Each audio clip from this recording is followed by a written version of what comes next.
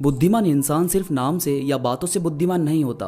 उसकी बातें, उसकी सोच कदम कदम पर दुनिया को चुनौती देती है। इतिहास में ऐसे कई बुद्धिमान लोगों का जिक्र मिलता है जिन्होंने अपनी चतुराई के दम पर बड़े बड़े राजाओं को जीत दिलवाई थी। यहाँ तक कि वो जंग लड़ते भी नहीं थे, सिर्फ बातों से ही किसी के भी अंदर जोश भर देते थे और किसी के भी अंदर से कॉन्फिडेंस खत्म कर देते थे।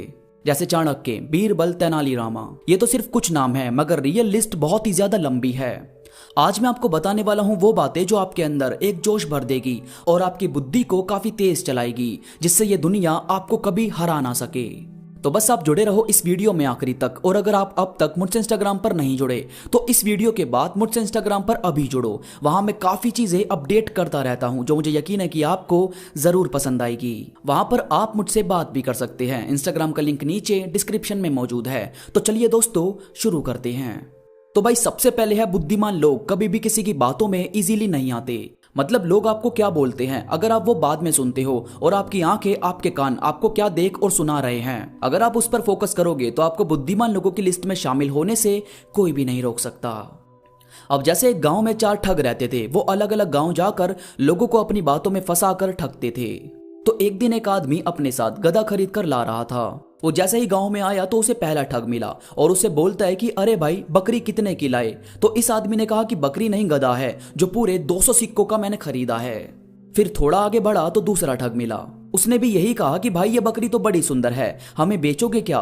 तो फिर इसने यही कहा कि बकरी नहीं, गधा है। फिर थोड़ा आगे बढ़ा और तीसरा ठग मिला। तो उसने कहा कि भाई, ये बकरी दूध देती है या नहीं?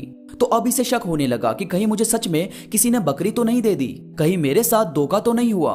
फिर जब चौथा ठग इसे मिला तो उसने इसे 100 सिक्के दिखाए और कहा कि भाई, मुझे ये बकरी 100 सिक्कों में बेच दो। मैंने पहले 50 में खरीदी है, मगर तुम्हें 100 दे दूंगा। अब यह आदमी इतना घबरा गया था, इसने वो गधा बकरी के रेट में उन ठगों को बेच दिया।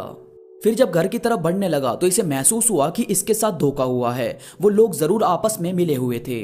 अब ये गया सीधा बीरबल के पास। बीरबल को जाकर अपनी सारी बातें बताई। बीरबल थोड़ा सोच में पड़ा और बोला कि मुझे वो 100 सिक्के दे दो, मैं कल तुम्हें इसके दुगने करके दूंगा। अगले दिन बीरबल ने एक और गधा खरीदा और अपने साथ 20 और लोगों को जोड़ा। उसने 20-20 सिक्के सबको देकर बोला कि तुम जोर जोर से चिल्लाकर बोलो कि ऐसा घोड़ा आपने कभी नहीं देखा होगा। अब बीरबल जानता था कि ठग इन लोगों की आवाज सुनकर इस घोड़े को देखने जरूर आएंगे। अब इनकी आवाज से वहां पर भीड़ इकट्ठी होने लगी और वहां वो 4 ठग भी पहुंच गए।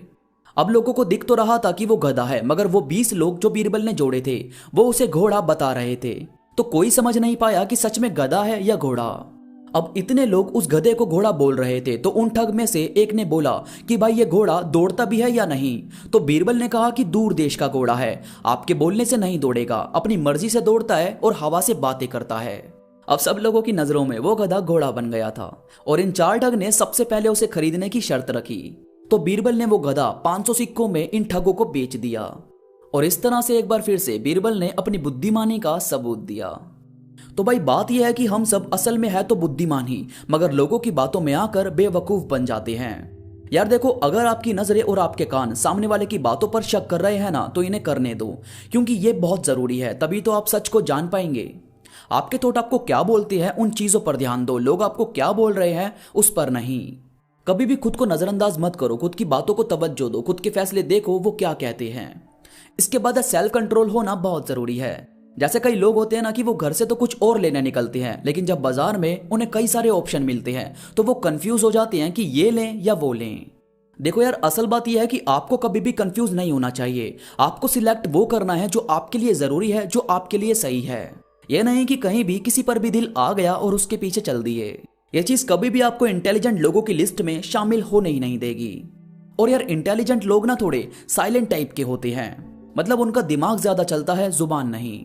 तो भाई, कोशिश किया करो कि प्रॉब्लम को सोल्व किया जाए। प्रॉब्लम पर चिल्लाने का जिम्मा बाकी लोगों पर छोड़ दो। इसके बाद है, इनके लिए खाली बैठकर वक्त बिताना सबसे मुश्किल काम होता है। खाली बैठना एक ऐसा कंफर्ट जोन है जिसकी अगर किसी को आदत लग जाए तो वो इससे कभी निकल ही नहीं पाता।